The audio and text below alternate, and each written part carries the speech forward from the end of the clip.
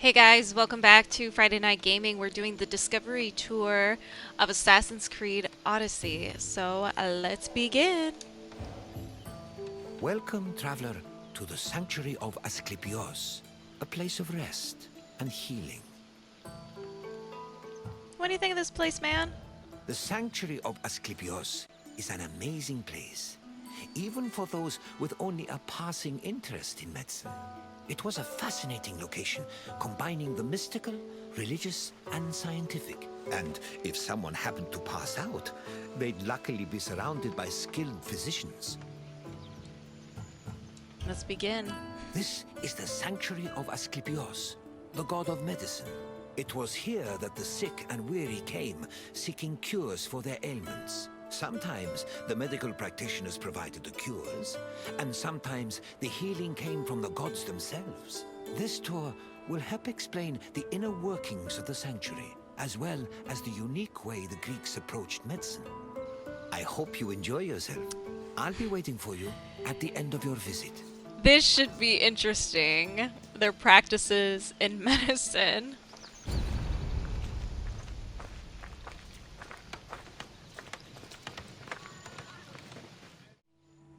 The ill and infirm came to this sanctuary to pray and offer sacrifices to Asclepios, the god of medicine. According to myth, Asclepios was once a mortal physician who eventually became a god. He had many sanctuaries across Greece, but the most famous was in Epidauros. When pilgrims passed through the entrance of the sanctuary, they could read this inscription: "When you enter the abode of the god which smells of incense, you must be pure, and thought is pure when you think with piety." Interesting, interesting. Sanctuary.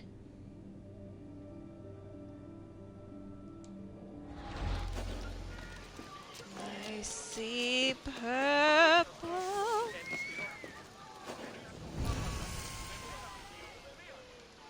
Greek bats.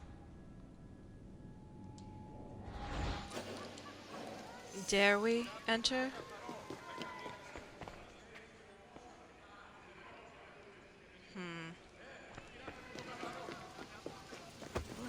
Ooh!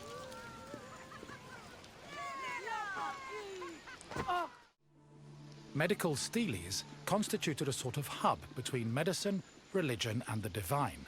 They were slabs with inscriptions that praised Asclepios' virtues and merit, and described his methods of healing. The inscriptions relayed the dreams patients had within the abaton, one of the most important buildings in the sanctuary. The steles outlined the patient's name, their disease, and how they were cured by Asclepios. They were probably written by the sanctuary's priests, or at least under the priest's supervision. Asclepios was a complex deity. In addition to being a god, he was also a trained physician and disciple of the centaur Chiron.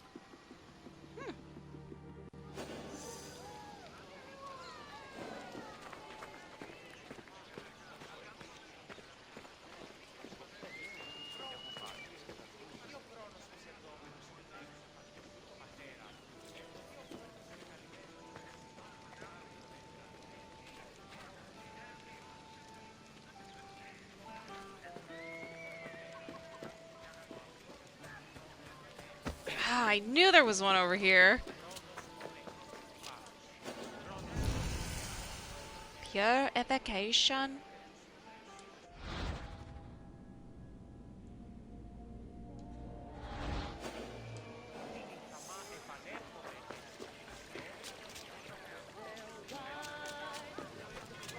Purified.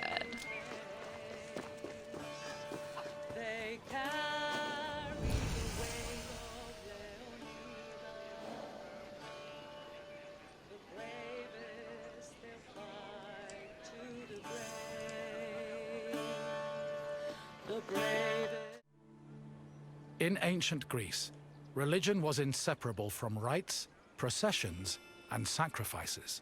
This was no different in Epidauros, and visitors to Asclepios' sanctuary needed to prepare themselves accordingly.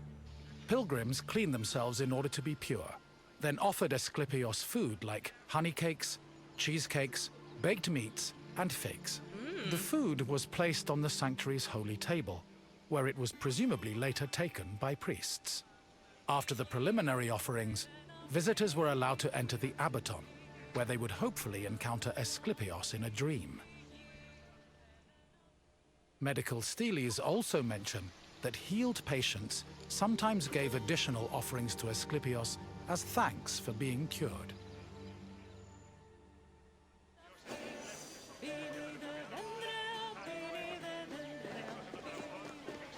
Up. So, whoops. The guest house. They're everywhere. Whoa. Snakes again.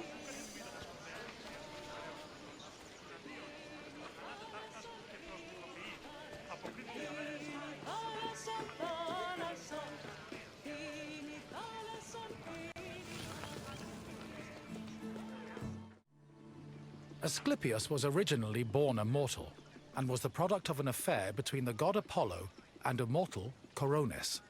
Apollo killed Coronis after discovering she had been unfaithful, and ordered her body burned on a funeral pyre. However, he rescued his unborn child from Coronis's womb before the fire consumed her body. Apollo gave the baby to the centaur Chiron, who raised Asclepios and taught him to practice medicine. Over time, Whoa. Asclepios became so skilled in the art of healing, he could even raise the dead. This angered Zeus, who sent Asclepios to Hades with a thunderbolt. Apollo retaliated by killing the Cyclopes responsible for making Zeus's thunderbolts. Then, Zeus revived Asclepios, making him immortal and deifying him in the process. In sculptures, pottery, mosaics, and coins, Asclepius was portrayed holding a staff intertwined with a sacred snake. The staff is a symbol of medicine that still endures to this day.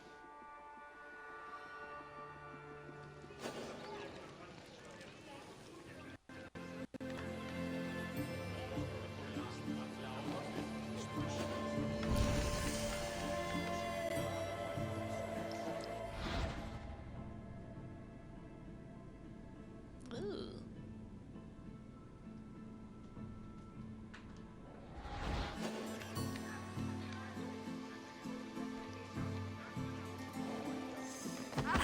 Ooh! Sorry. Sorry. Broad shoulders. Ooh.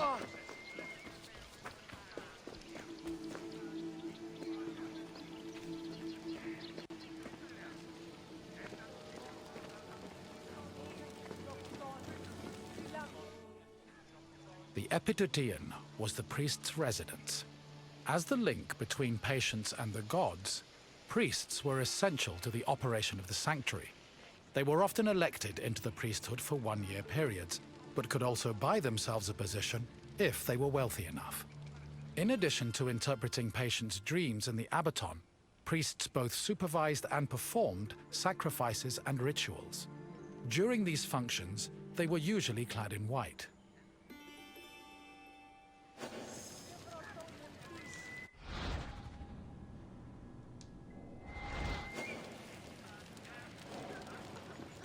Someone's crying. Oh no.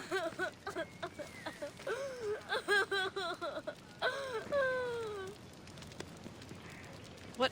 They just smacked that kid? Oh.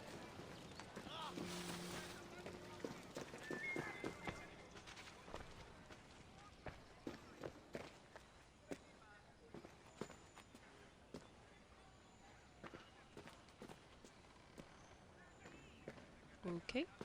Okay.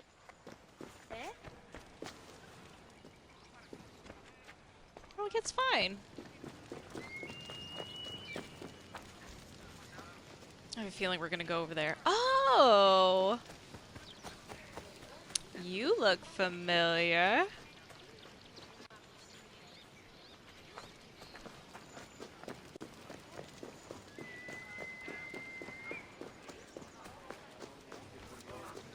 Suppers!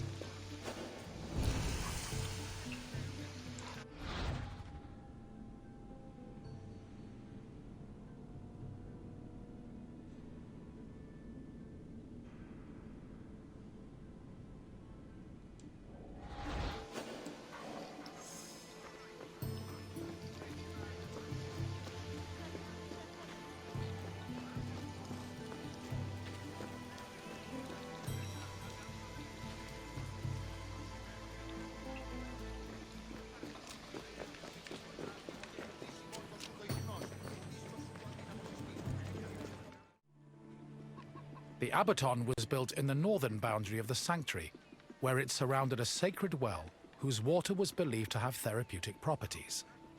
The abaton was where pilgrims went for incubation, or dream rituals. Details of the incubation ritual have been described in unearthed medical steles. They were also noted in Aristophanes' play Plutos, which featured a more comedic view of the process.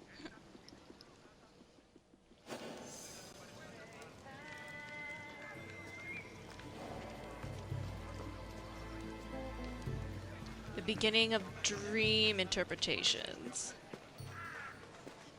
Ooh! Ooh!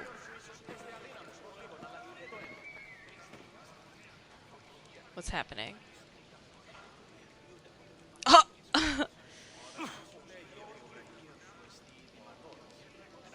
Okay. Yoink.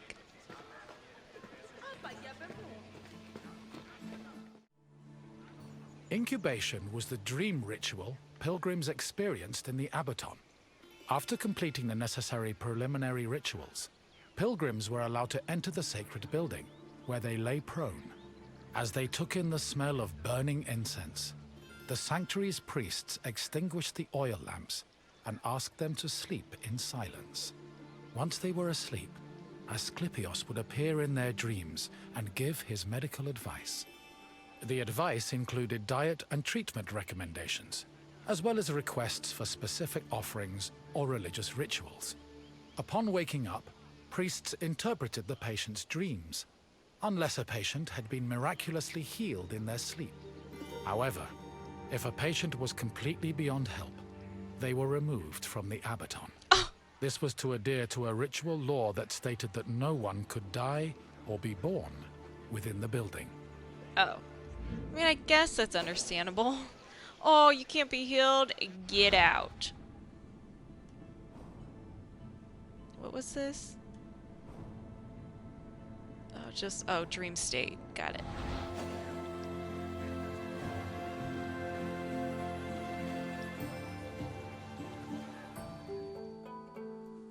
I see you've completed the tour. Yes. I hope you enjoyed your time in the sanctuary. As you can see, gods and miracles were just as important to the healing process as medicine was.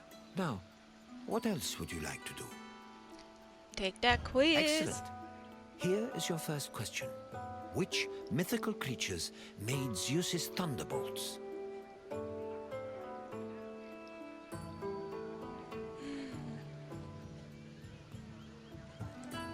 Gorgons were monsters who petrified men. I don't remember them Unfortunately, talking about they that. did not make thunderbolts. Try again. It wasn't the. It's not the Cyclops. Harpies? Harpies were winged bird-like women. They did not make Zeus's thunderbolts. Keep trying. Sirens Yeah, that's were what I more thought. likely to shipwreck I don't- sailors than work for Zeus. I didn't think Cyclops did Try that. another answer. Must have zoned out. Correct. Zeus's thunderbolts were crafted by Cyclops. On to the second question. What was the name of the building where incubation occurred? Boom. Yes. Pilgrims entered the abaton to undergo a dream ritual in the hopes of curing their ailments. I wonder if One that's still final practiced question today. for you. Who was Asclepios' father?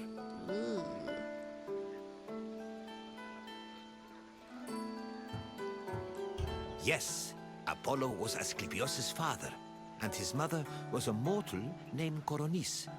And onward Very well. to the next tour.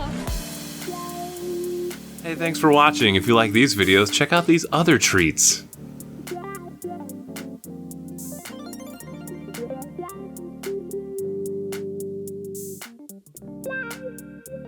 Yeah.